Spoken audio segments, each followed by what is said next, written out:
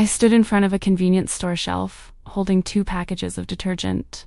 The larger one was cheaper overall, but the smaller one felt easier to afford today. In the end, I picked up the smaller package and walked toward the cashier. There was a quiet feeling I couldn't quite explain. Later at home, I calculated the price per gram.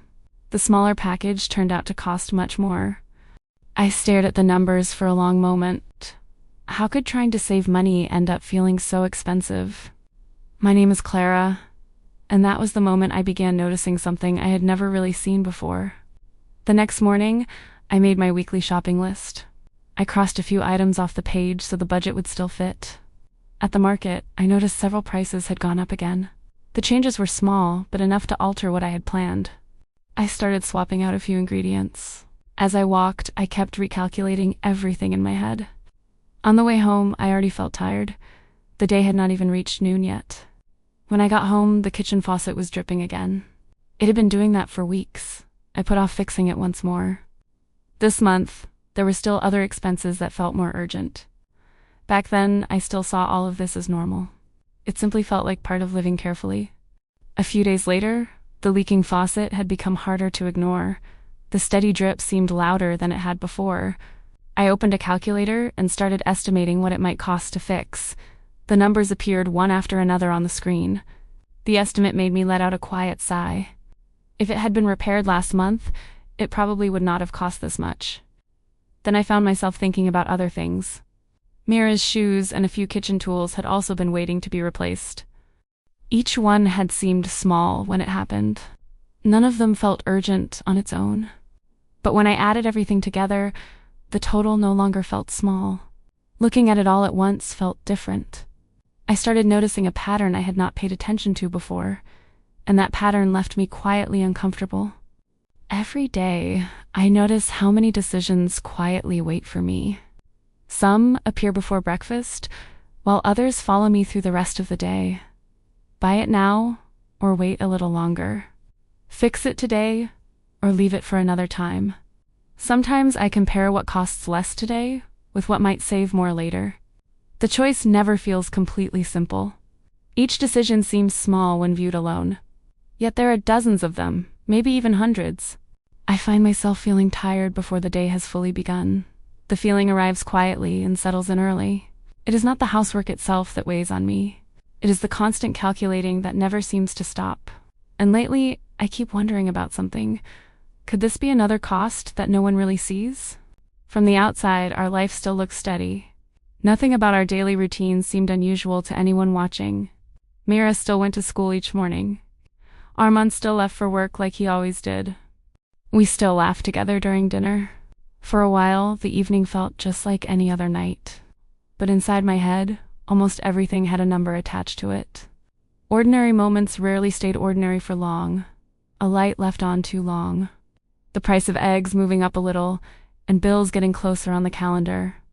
I felt like I was always solving a puzzle that never quite ended. Every piece seemed to lead to another piece, and the harder I tried to move things forward, the slower our progress seemed to feel. One afternoon, I sat at the dining table planning next month's budget. Numbers were spread across a notebook, while the rest of the house moved quietly around me. Myra sat beside me, focused on her drawing. We shared the same space, each occupied with our own small task. After a while, she looked away from her drawing and watched me. My pencil kept moving back and forth across the same page. Then she asked in a simple voice, "Mom, do you always think about money?" The question arrived without any judgment behind it. I gave her a small smile. For a moment, I couldn't find an answer right away. Mira returned to her drawing a few seconds later. To her, it seemed like nothing more than an ordinary question. That night, her words stayed with me long after the house had gone quiet. The question kept returning to my mind as I lay awake in the dark. That night, I sat alone at the dining table after everyone had gone to bed. The house was quiet, but my thoughts were still moving from one thing to another. I started thinking about everything that had felt heavy lately. Small concerns seemed to gather together in my mind at the same time. Then I noticed something I hadn't fully seen before. What was weighing on us wasn't only about how much money we had. There were other costs too, even though they never appeared anywhere in our budget. They stayed hidden behind everyday decisions. The extra cost of buying things little by little. The extra cost of putting repairs off and waiting for a better time.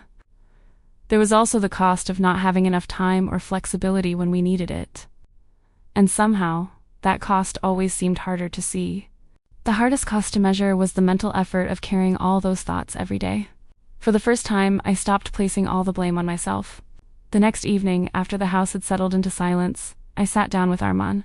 It felt like the right moment to finally say what had been sitting in my mind. "I feel like we're working so hard," I said quietly. The words came out slower than I expected. "But sometimes it still feels slow." I struggled to find a better way to describe it. Arman nodded. "I feel that way often too," he said. Then I told him everything I had been noticing. The small expenses that kept finding their way into our days. I told him about the decisions that seemed small but drained energy little by little. Things I carried around in my head every day. And for the first time, I felt completely understood. Nothing had changed around us, but I no longer felt alone with those thoughts. After that conversation, I started looking at everyday problems a little differently. The situations themselves hadn't changed, but the way I examined them had begun to shift. I opened a fresh page in my notebook one evening. This time, I wasn't only tracking what we spent. I added another category beside the usual numbers. It was a place for the costs that rarely appeared on any budget. Whenever something came up, I asked myself a simple question. Was I paying extra because I lacked money, time, or flexibility? Sometimes I would pause before writing anything down. I found myself wondering whether the problem was really about money at all, or something else we were running short on. Then I would look for one small adjustment that might help later. Nothing dramatic, just a minor change worth noticing. Over time, I started calling this habit the hidden cost lens. It quietly changed the way I looked at progress. Today, our savings still aren't where we want them to be. Some of the goals we set are still waiting to be reached. But I no longer see every delay as a personal failure. The feeling around those unfinished goals has become different. Sometimes the problem isn't a lack of discipline. Sometimes there are burdens that simply aren't visible from the outside. If this story feels familiar, I'm glad you found this space with us at Clara's Family Journal. We're learning little by little together. Now I'd like to hear your story.